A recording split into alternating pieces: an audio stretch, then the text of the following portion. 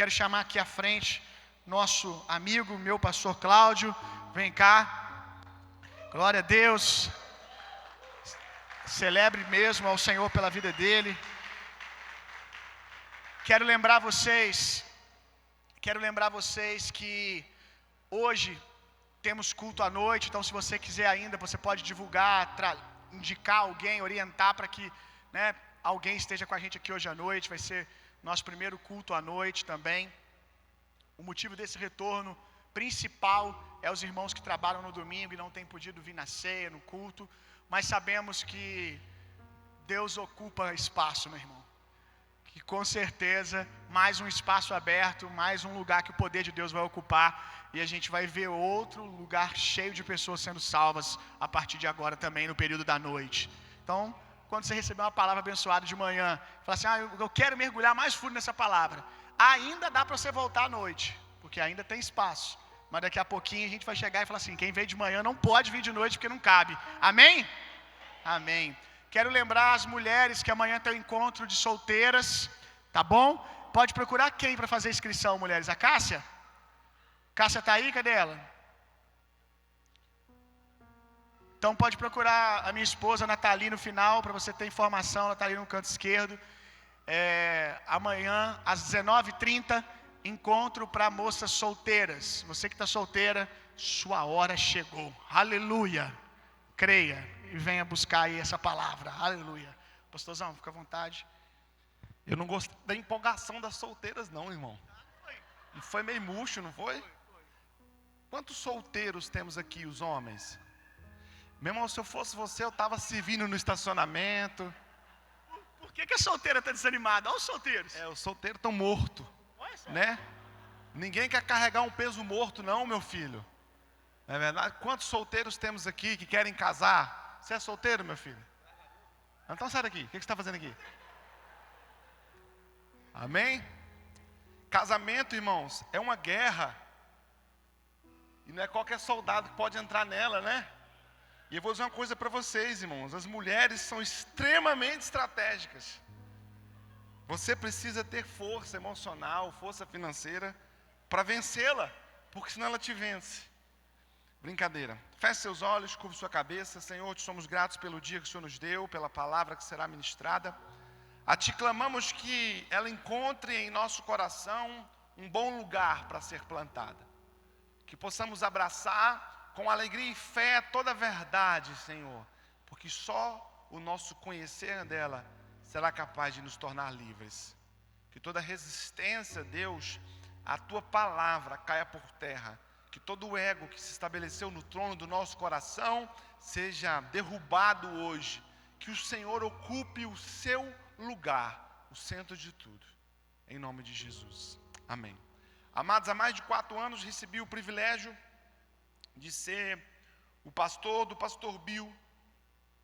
E há 4 anos atrás para frente repousa sobre mim uma responsabilidade e um cuidado sobre essa igreja. Não porque eu seja para ela importante, mas é porque desde então ela se fez muito importante para mim. E quem não conhece a Gênesis, o começo, sei que a igreja viveu fases. E sempre disse ao Bill que o Senhor daria essa cidade para essa igreja, porque quando essa igreja nasceu, Deus estava dando essa igreja para essa cidade. Quem está comigo, diga amém.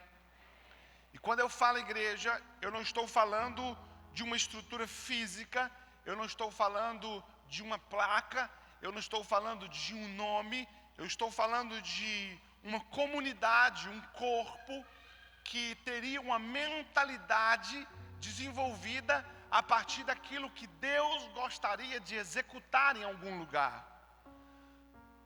Todas as vezes que Deus quer mudar uma geografia, todas as vezes que Deus quer mudar um lugar, todas as vezes que Deus quer mudar uma nação, que Deus quer mudar um estado, Deus vai mudar o governo desse lugar.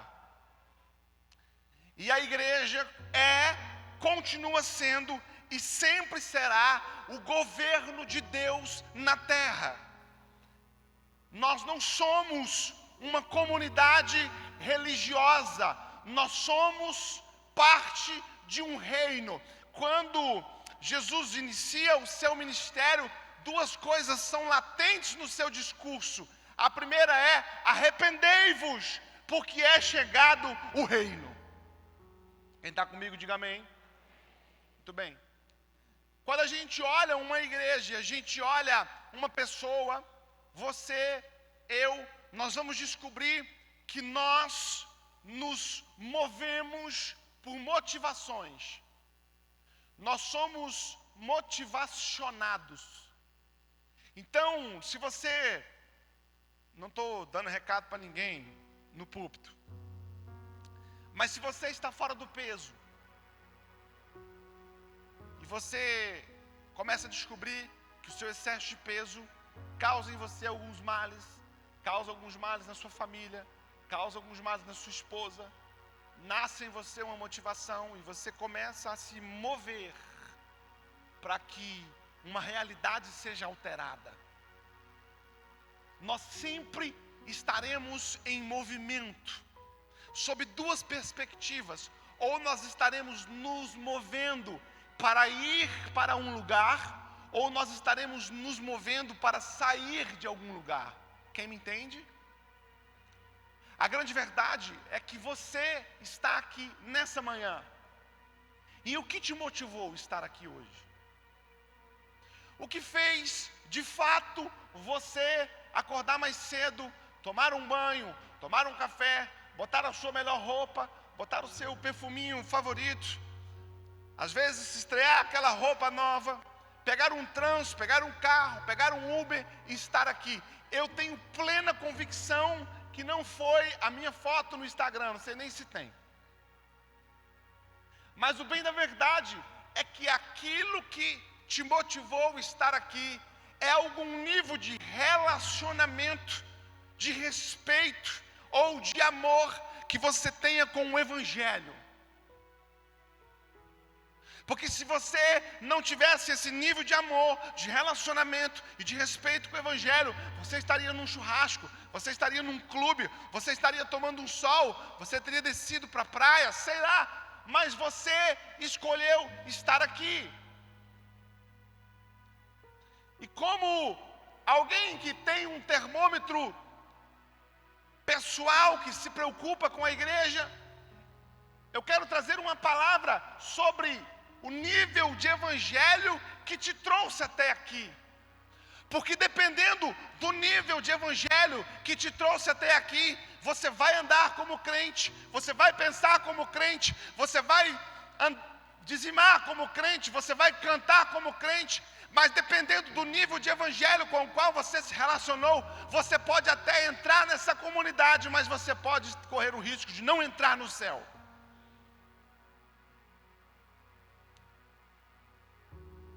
E o grande desafio de uma igreja não é a mudança social que ela fará. Sim, faremos. Não é a mudança política que faremos. Sim, faremos. Não é a mudança financeira que faremos. Sim, faremos. Mas o grande desafio de uma igreja é a mudança em você. É de fato você viver a experiência de morrer para que Cristo nasça em você. Eu amo o livro de Timóteo. Eu amo a relação que Paulo tem com o Timóteo. E amo tudo que ele escreveu para Timóteo.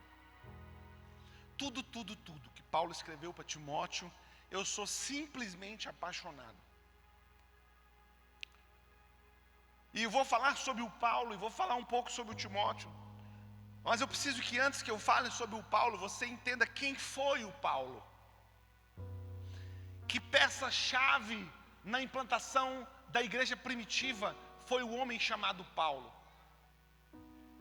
Que você entenda que esse Paulo, ele foi de fato levantado por Deus para uma missão que superou em muito tudo que os 11 fizeram. Ele sozinho consegue executar de forma maestrica muito mais do que aquilo que os 11 homens andaram com Jesus fizeram. Ele foi de fato o responsável pela igreja gentílica. Ele é o apóstolo que permitiu com que nós aqui pudéssemos ouvir falar de Jesus. Ele rompeu as barreiras geográficas, culturais. Ele foi o grande implantador das igrejas da época. Ele foi aquele a quem foi evangelizado pelo próprio Cristo. O próprio Cristo encontrou com ele.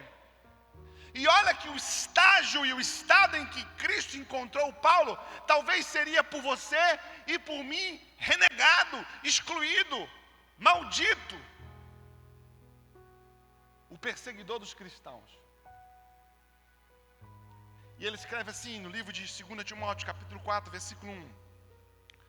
Conjuro-te, pois, diante de Deus e do Senhor Jesus Cristo, que há de julgar os vivos e os mortos na vinda e no seu reino. Aí ele fala ao Timóteo, que pregues a palavra. Instes a tempo e a fora de tempo. Redargues, repreendas, exorte com toda longanimidade e doutrina. Porque virá tempo em que não suportarão a sã doutrina, mas tendo comichão nos ouvidos, amontoarão para si doutores conforme as suas próprias concupiscências, e desviarão o ouvido da verdade, voltando-se a fábulas.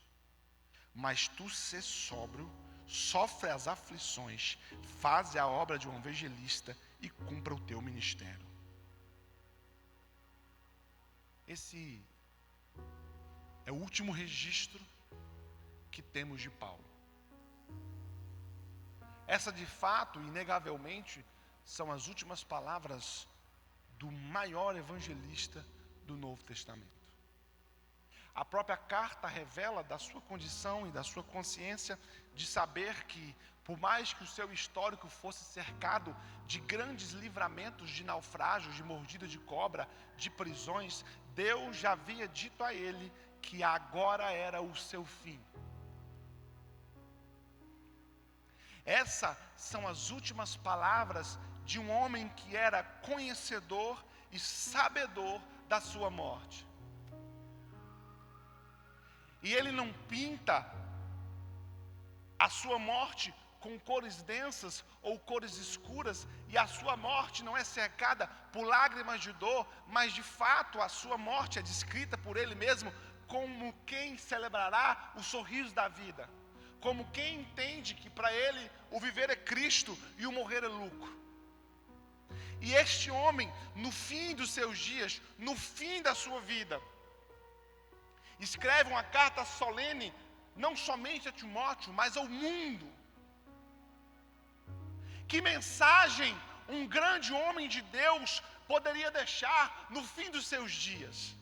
O que você deixaria se hoje você soubesse que seria o fim dos seus dias? Qual tipo de fechamento você daria à sua existência, à sua história?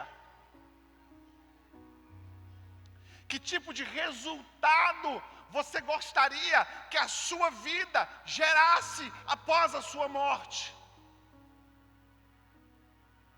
Esse homem nos ensina, esse texto nos ensina como é o fim da vida de um homem de Deus. Aquele que implantou a igreja em Coríntios, em Gálatas, um homem que foi missionário no mundo inteiro, termina os seus dias sozinho, preso como um animal em uma cela. Pobre, sem recursos, com cicatrizes de traições de todos os lados.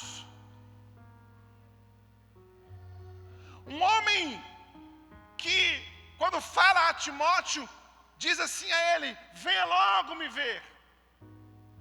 Traga para mim a minha capa e os meus livros. Quando diz a respeito de si mesmo, combati o bom combate, completei a carreira, guardei a fé, nós usamos esse texto no ápice de velórios ou de jubilamento de pastores. Ele está dizendo: olha, eu termino uma carreira que me foi proposta e finalizo entendendo que não tenho nada, nada eu tenho senão a fé.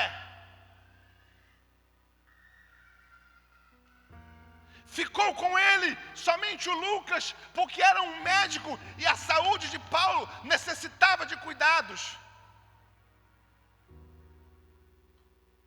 Um homem que, quando sobe a sua primeira defesa, tem os doutores, tem os rivais, tem os julgadores, e ele busca na plateia um rosto amigo e não encontra.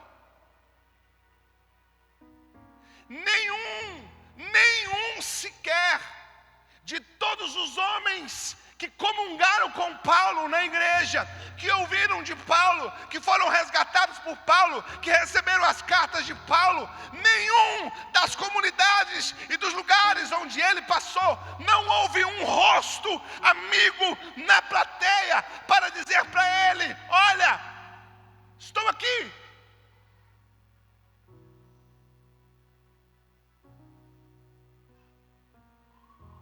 E esse homem, quando termina os seus dias, a preocupação da sua mente e do que ele gostaria de dizer ao Timóteo, que seria naturalmente o representante do que ele representou. A palavra que ele deixa ao Timóteo é: pregue a palavra.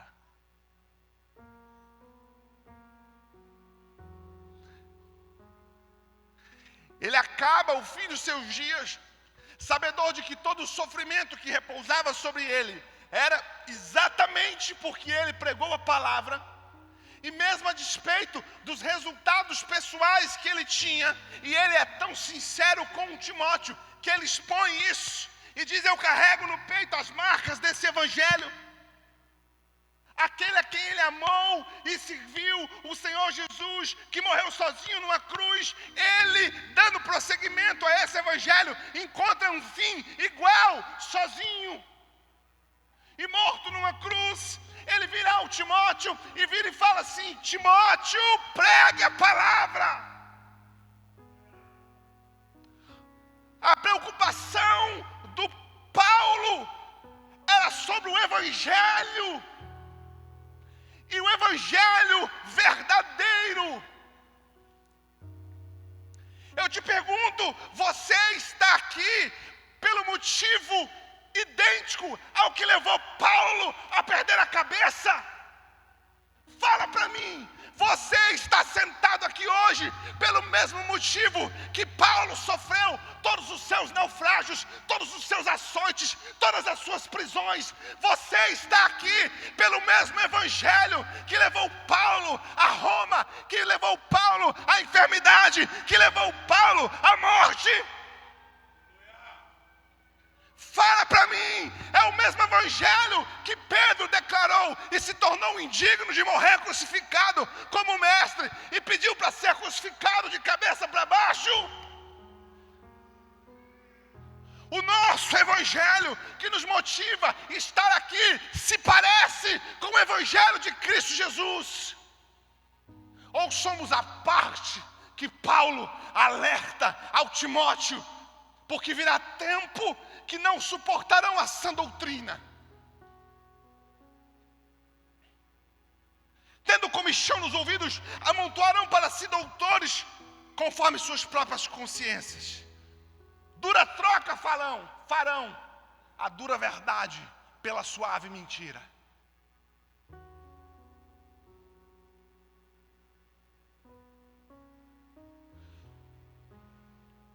Quero falar algumas coisas sobre o evangelho, o verdadeiro evangelho. 2 Timóteo capítulo 2, versículo 2 ao 5. E o que de mim, entre muitas testemunhas ouvistes, confia aos homens fiéis, que sejam idôneas para também ensinar aos outros. Versículo 3. Tu, pois, sofre as aflições como bom soldado de Cristo. Ninguém que milita se embaraça com os negócios dessa vida, a fim de agradar aquele que alistou para a guerra. E se alguém também milita, não é coroado, senão militar legitimamente. Nós temos acompanhado a guerra que o mundo está vivendo, porque a guerra já é mundial, sempre falo isso. Já é mundial. Somos um mundo globalizado, com conexões de norte a sul, de leste a oeste. Qualquer efeito em qualquer lugar é um efeito em todos os lugares. Já sofremos a guerra hoje por conta do combustível, da falta de alguns suprimentos.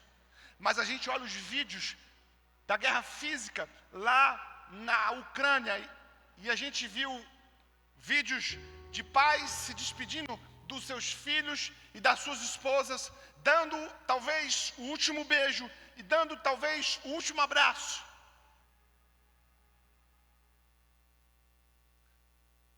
Imagine você que é pai, que é mãe, precisando dar um adeus a alguém que foi dono de toda a sua atenção. Em favor de quê? Em favor de uma guerra. A primeira coisa que eu preciso que você entenda é que o Evangelho de Jesus não te custará o seu dízimo. Ele te custará tudo. É tudo. O desafio é: assuma que estamos em guerra. Assuma que esse evangelho que será pregado não é sobre uma igreja aonde você vem aqui e deseja receber aqui alguma coisa. Igreja maldita essa. Criamos uma performance de uma igreja em que eu te convido para vir para cá, para ser a partir daqui abençoado. Não, não, não, não, não, não, não, não. Ache esse evangelho aqui na Bíblia. O evangelho é: venha, mas não venha sobre aquilo que você precisa levar, vem sobre aquilo que você pode trazer. Vem sobre aquilo que você pode servir.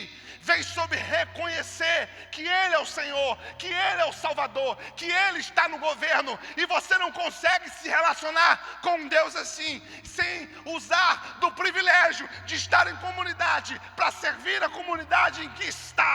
Somos uma igreja adoecida, porque criamos um evangelho que não nos custe nada. Se precisar ficar meia hora aqui, depois do culto, é um problema.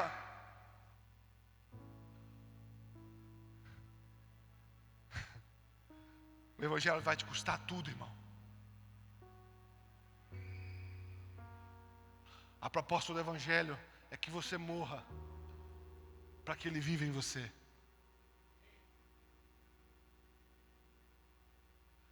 Não é sobre um namoro com Jesus, não é sobre uma simpatia com a música, não é sobre a emoção que você sente a partir da palavra, não é sobre o arrepio que você tem, não é sobre a lágrima que você derrama no seu rosto, é sobre a consciência de que você é um homem caído e que a cruz de Jesus pode colocar em você o caráter dele e te levar para a eternidade.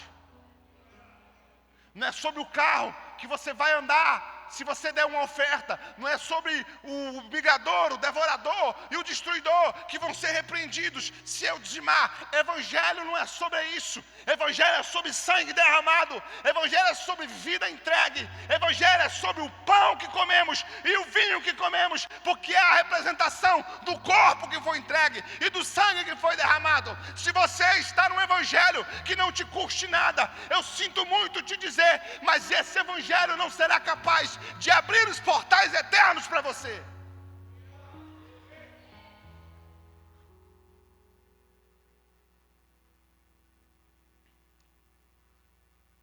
O evangelho não te deixa cômodo nem confortável.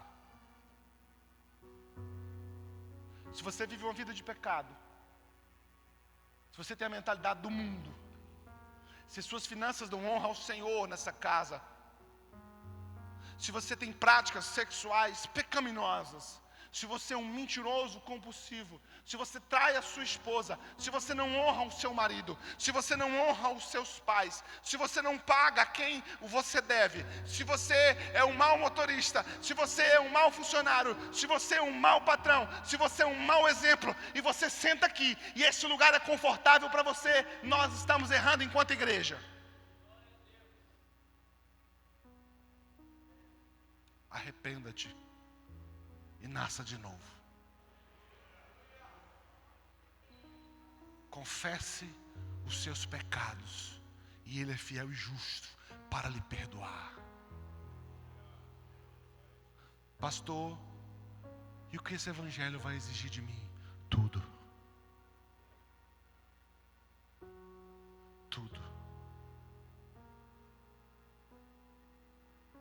Quantos tem curso superior aqui? Levanta a mão. Quantos tem curso superior aqui? Levanta a mão. Você tem noção do que ter esse curso superior exigiu de você? Você tem noção do que esse curso superior exigiu de você? Noites de sono, trabalhos, madrugada, recurso, recurso e recurso e recurso. Eu tenho 2 filhos na faculdade, irmãos. Inclusive, meu sangue é AB positivo. Estou vendendo um rim, se alguém precisar. Não bebo, não fumo. Isso eu faço, irmãos. Seu curso superior custou para você mais do que o teu evangelho te custa hoje. E tu acha que esse evangelho te leva para o céu? Uma das coisas que eu faço, eu faço consultoria para pessoas que desejam solicitar o visto americano. E volta e meia eu estou na embaixada americana. E às vezes a gente está na fila da embaixada americana. Às vezes eu estava lá, tinha uma família linda, um pai, a esposa, lindo, povo bonito, irmão. Os filhos bonitos, tudo bonito, tudo bonito. Rindo na fila para entrar para a entrevista. Entraram 20 minutos, saíram. A mulher chorando, o pai lunático. O menino de 8 anos sem entender nada para trás. Frustrados. Gastaram ali 5 pessoas, uns 8, 10 mil reais. Saíram arrasados. Porque o cônsul americano diz para ele: você não preenche os requisitos. Essa é a resposta que eles dão quando negam visto. Você não preenche os requisitos para receber um visto americano e ter direito a entrar nos Estados Unidos. Eu fiquei pensando, meu Deus, e o céu? E o céu? Quando muitos bonitinhos da igreja, perfumadinhos, arrumadinhos, que vem no culto, que participa, que está aqui, que se envolve, que tem a mesma linguagem, que cai no chão, que rola, e tudo enquanto acha que tem o direito. Mas você corre o risco dele dizer para você: afasta-se porque não te conheço. Porque o evangelho que você precisava viver era um evangelho que deveria te custar tudo. E você gastou nele menos do que você gastou com o seu curso superior. A segunda coisa que o evangelho tem, eu continuo, irmãos. O evangelho vai exigir de nós a entrega.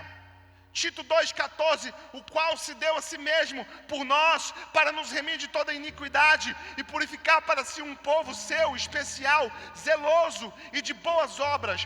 Gálatas 1:4, Paulo apóstolo, não por parte dos homens, nem de homem algum, mas por Cristo Jesus e por Deus Pai, que o ressuscitou dentre os mortos, e todos os irmãos que estão comigo, a igreja da galáxia, graça e paz da parte de nosso Pai, Senhor Jesus Cristo, a qual se deu por nossos pecados, para nos livrar do presente mal, segundo a vontade de Deus Pai. Se tem uma coisa que o evangelho vai falar, é sobre entrega. Nós somos acumuladores, irmãos. Nós somos retentores. Nós somos pessoas que geram segurança no percurso a partir daquilo que guardamos, a partir daquilo que temos.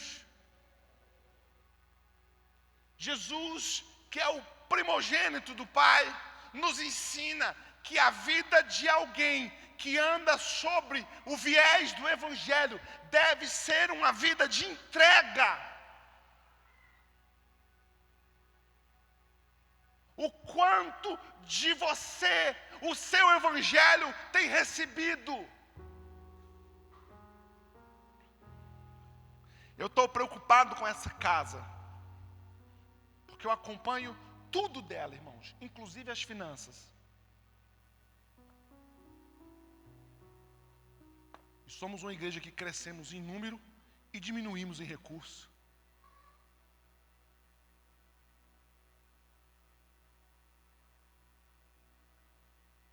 Essa conta é uma conta equivocada, irmãos.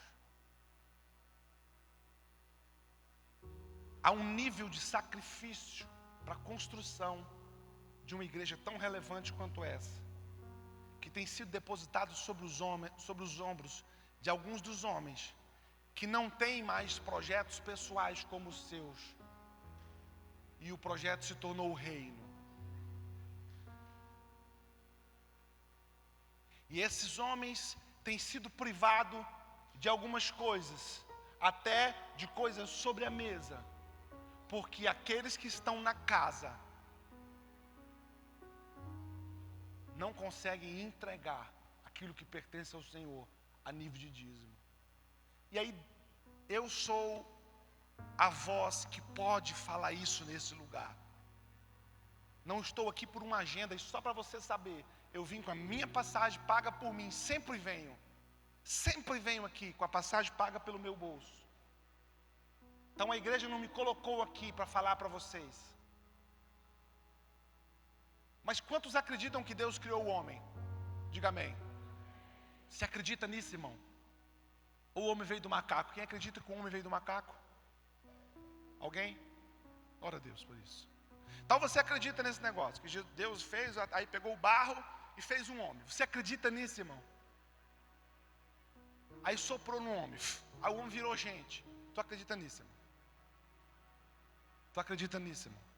Aí o homem aprontou, e Deus falou assim: o homem bagunçou tudo. Vou dar um jeito nesse homem aqui, mas tem Noé aqui que é íntegro. Vou livrar a onda de Noé. Aí vira para Noé e fala assim: Noé, você precisa construir um barco. Você acredita nisso, irmão? Ó, não tinha eletricidade, não tinha ferramenta, não tinha tecnologia, não tinha projeto de engenharia, não tinha cálculos estruturais. Não tinha. Mas você acredita nisso? Muito bem, então tá bom. Aí você acredita que Noé passou 100 anos cortando madeira e construindo esse barco. Você acredita, irmão? Já estão deixando de acreditar, né, irmão? Irmão, como é que ele pegava uma tora de pau daquela para botar no barco? Tu acredita nisso, irmão? Tá bom, vamos acreditando então. Aí ele terminou o barco, ficou a portona do barco. Aí Deus falou assim: agora tem que pôr 2 animais aí dentro de casal. Aí os animais vieram, irmão, sozinhos, entrar no barco. O leãozinho. Mano, tu acredita nisso? A girafinha, 2 girafinhas, Noé, seja bem-vinda. Elas subiram a rampinha. E lá dentro, irmãos, não, cada um foi para o seu lugar. Não, irmão. Um hipopótamo, irmão, um bicho brabo daquele. Aí ele, tu acredita nisso, irmão? 2 cobrinhas, 2 cascavelzinhas subiram. Tu acredita, minha senhora, nisso? Tá bom, tá os bichos tudo dentro. Quem sobe a porta? Aí Deus vai e sobe a porta. Tu acredita nisso, irmão? Aí choveu 40 dias, irmãos, 40 noites. E tudo morreu. Tu acredita nisso, irmão? Tá bom. Irmão, o que tu tá botando aí? É água mesmo? Tá daqui que tu é casado. Beleza. Aí Noé desce. Noé estava tão indignado que planta um pezinho de uva. A primeira coisa que ele faz quando tem a uva é tomar uma cachaça. Pá. Aí o filho de Noé vê o pai pelado e desonra o pai, e a bagunça começa de novo. Aí Deus separa para ele Abraão. Aí tu acredita que Abraão, Sara com mais de 100 anos, engravida, irmão? Irmão, tem homem com 45 anos aqui que a moral dele não sobe mais.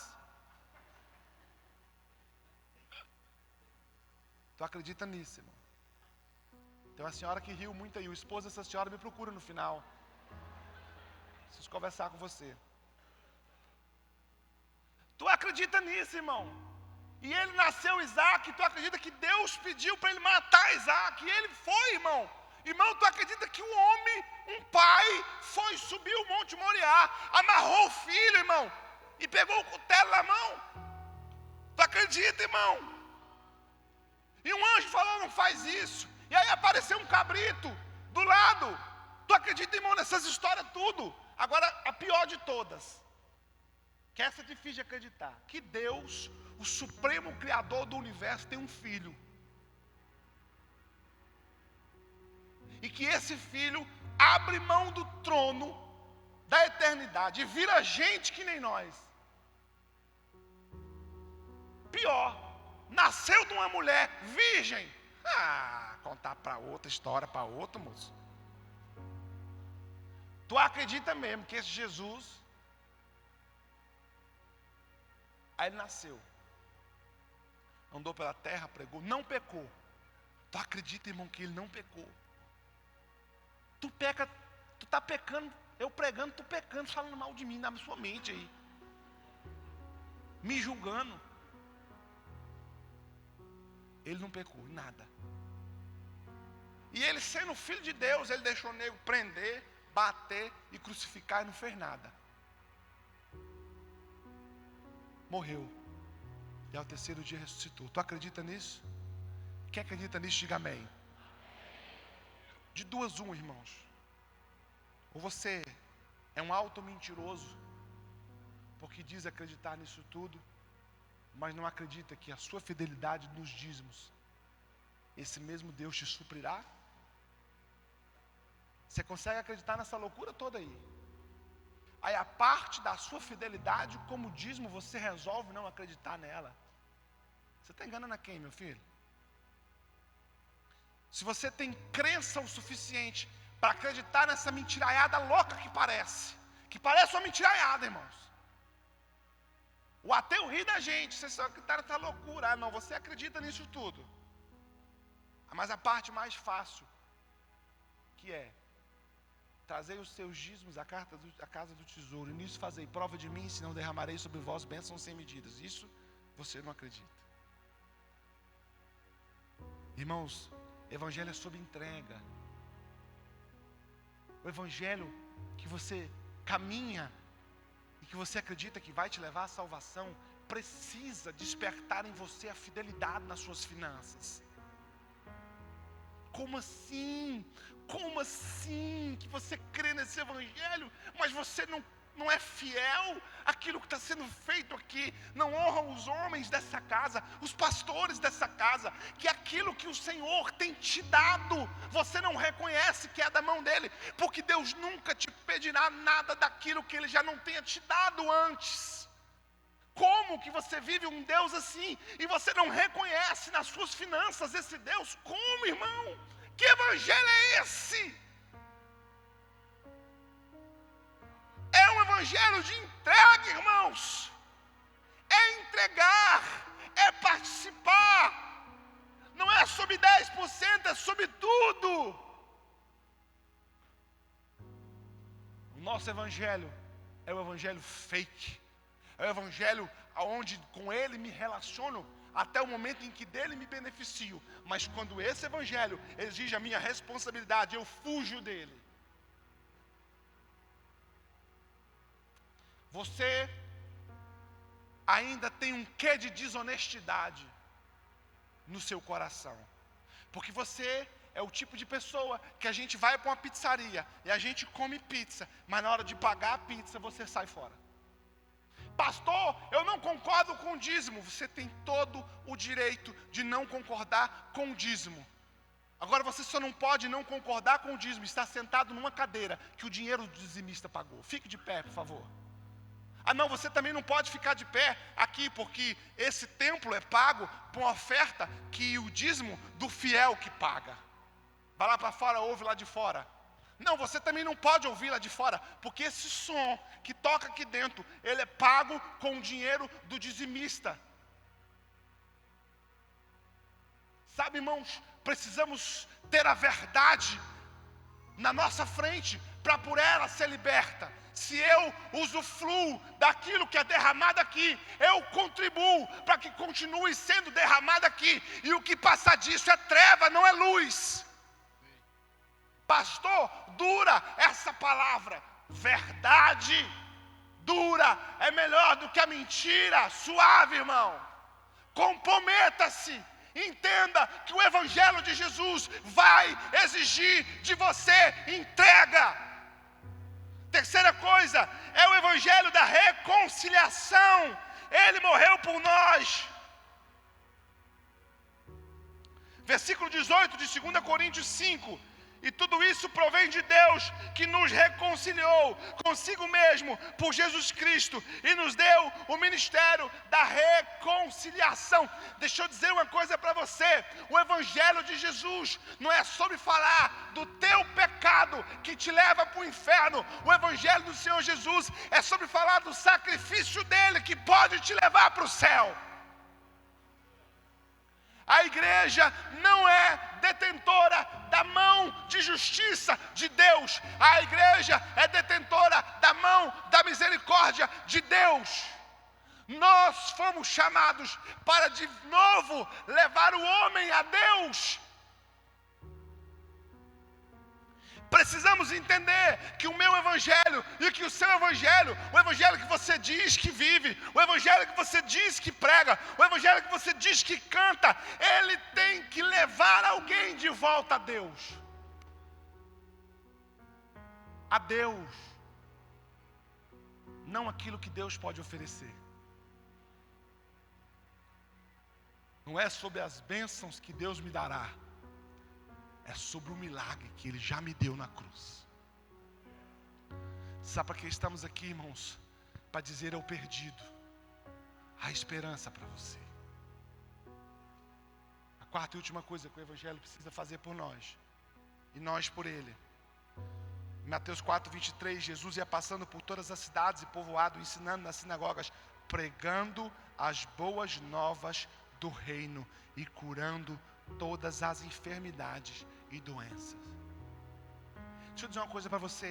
Sabe por que muitos de nós somos arrancados do evangelho?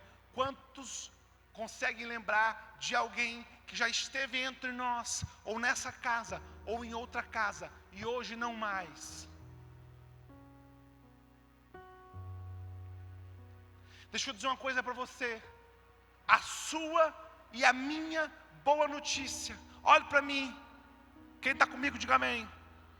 A sua e a minha boa notícia não é a casa que você vai comprar, não é o carro novo que você vai ter, não é a granja que Deus vai te dar, não é a viagem que você vai fazer. A minha e a sua boa nova tem nome, e o nome é Jesus Cristo de Nazaré. Ele é a nossa boa notícia, Ele é a nossa boa nova. É por causa dEle, é por meio dEle, é nele.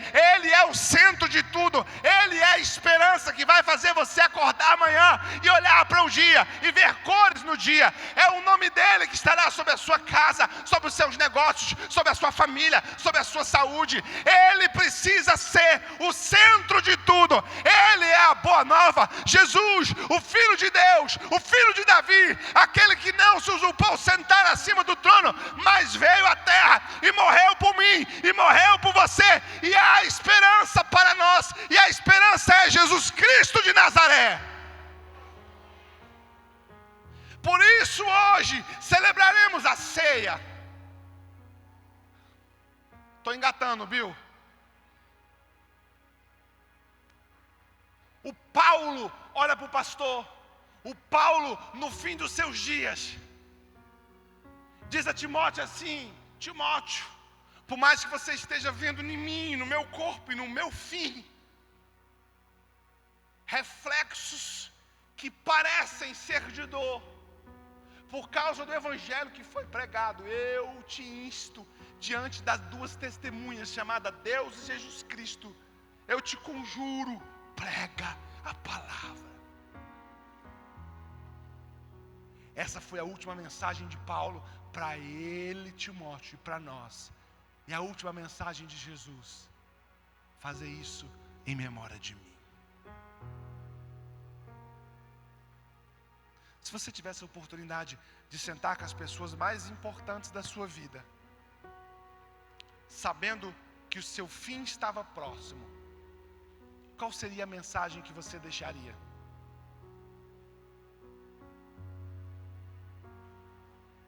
Jesus senta com os 12 e ele usa uma expressão poderosa, que ele vira e fala assim: estive ansioso para comer com vocês essa Páscoa. Outras Páscoas, Jesus já havia comido com os discípulos. E para quem não sabe, a Páscoa, a palavra Páscoa, na sua origem é Pesach, que significa a passagem. A Páscoa foi a celebração da saída do povo do Egito em direção ao deserto em busca da terra prometida. Aonde o sacrifício contra a morte que sobreveio sobre os primogênitos foi um cordeiro. E o sangue desse cordeiro foi aspergido nos portais da casa, e a carne desse cordeiro foi comida. E ali eles celebraram o Pesach, a passagem. E Jesus vira e fala: eu estive ansioso em celebrar com vocês agora a passagem, a Páscoa. Porque a partir de agora, eu sou o Cordeiro de Deus que tira o pecado do mundo. E ele come o pão, e ele bebe do cálice. E ele vira e fala assim: fazer isso em memória de mim. Sabe por quê, irmãos? Porque o nosso evangelho, ele é tão fraco, que ele nos faz esquecer. Esquecer o quê, pastor?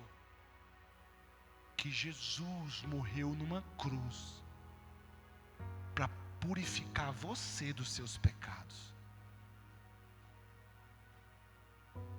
Que Jesus pagou o preço de morte que era seu e que era meu.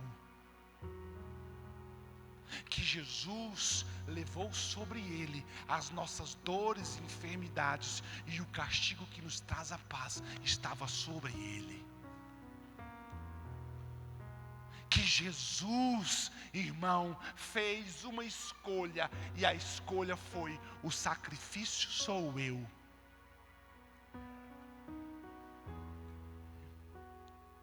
Essa é a boa nova. Jesus, o Filho de Deus. Sabe o que faremos aqui, irmãos? Nós celebraremos e rememoremos a nossa boa notícia. Jesus morreu e ao terceiro dia ressuscitou. E olha para o pastor, e ele disse algo: eis que eu estarei convosco todos os dias, até a consumação dos séculos. Hoje é o dia que ele está entre nós. Lembre-se de quem ele é e lembre-se do que ele fez. Arrependa-te de todos os seus pecados.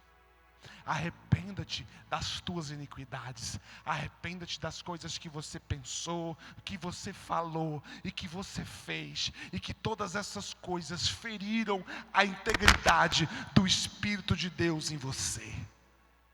Lembra-se que Ele foi, mas que Ele não nos deixou órfãos. Ele nos enviou o Espírito Santo de Deus, e esse Espírito habita em nós. E todas as vezes que você pecou, e todas as vezes que você mentiu, e todas as vezes que você deu play naquele vídeo, e todas as vezes que você xingou, e todas as vezes que você maldizeu, você feriu a presença dele em nós. Lembre-se, irmãos, que um dia os portais vão se abrir e não haverá mais dor ali.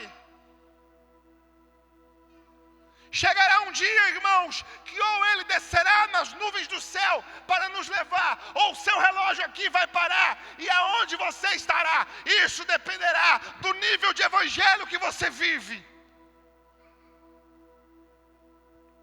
Evangelho não é sobre o pão que se come, é sobre o pão que se parte.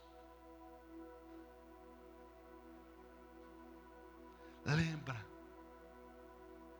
em memória de mim.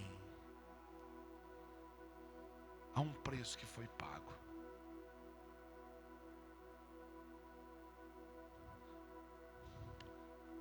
Há uma crucificação que foi feita. Alguém foi mutilado no chicote por causa de você.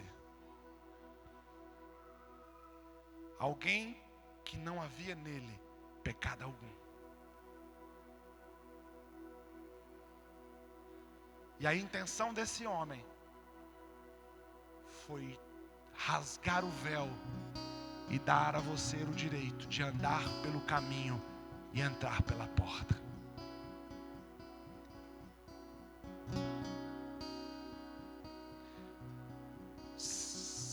Uma das funções de um pastor é admoestar, é de repreender um erro.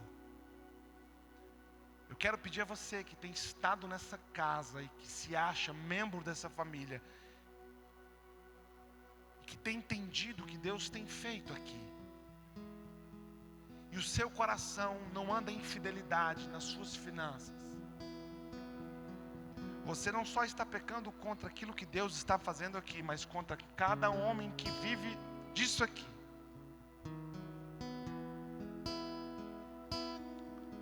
Você peca contra os homens que abriram mão de ter uma vida social para ser igreja. Não somos uma igreja prostituta, porque tudo que nós pedimos aqui em nome de Jesus, nós gastamos em nome de Jesus.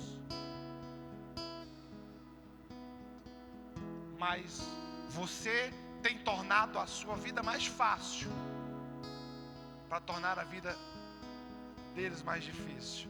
E isso não é justo. Arrependa-te do teu pecado e seja fiel.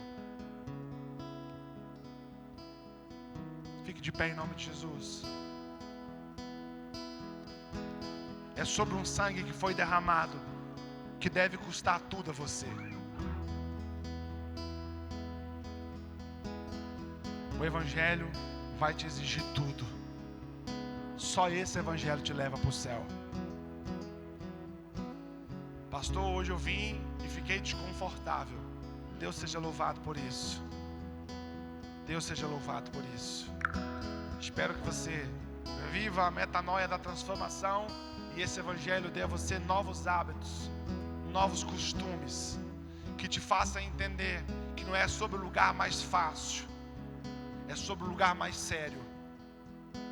E se tem uma coisa, irmãos, que eu tenho acompanhado aqui na vida do pastor e da pastora e dos pastores dessa casa, é o nível de seriedade, porque eu conheço o Brasil e tem muito pastor por aí sendo sustentado a luxo, mas quando sai dos altares vão se prostituir em motéis com as irmãs da dança e com as esposas de suas ovelhas.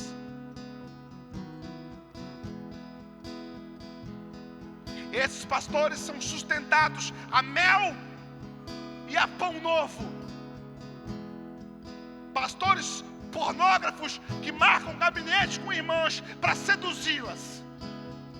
E se tem uma coisa que esse povo aqui não faz, é isso. E se um dia vierem a fazer, eu serei o primeiro, irmãos, a admoestá-los e a colocá-los no lugar deles. Porque a santidade do altar tem sido mantida pelos irmãos dessa casa, mas a santidade das finanças, que é mantida por vocês, tem ficado falha. E eu quero te dizer, é momento de você fazer a sua parte.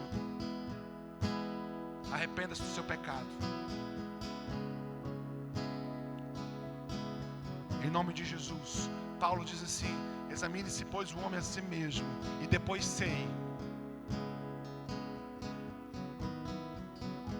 É porque o momento da ceia é momento de pôr um espelho na frente, olhar para si mesmo e dizer quais foram os seus erros, quais foram os seus pecados.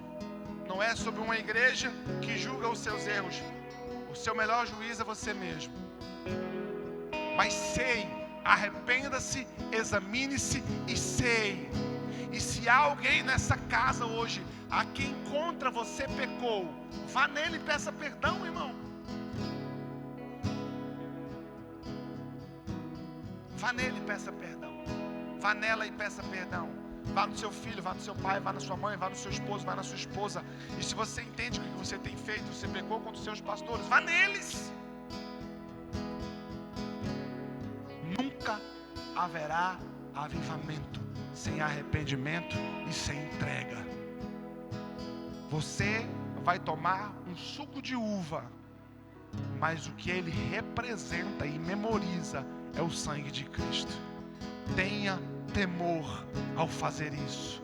Arrependa-se dos seus pecados. Você pode fazer uma oração de arrependimento enquanto a gente canta. Eu quero te desafiar a fazer isso. Ponha o espelho diante de você e examine-se o homem, pois, a si mesmo.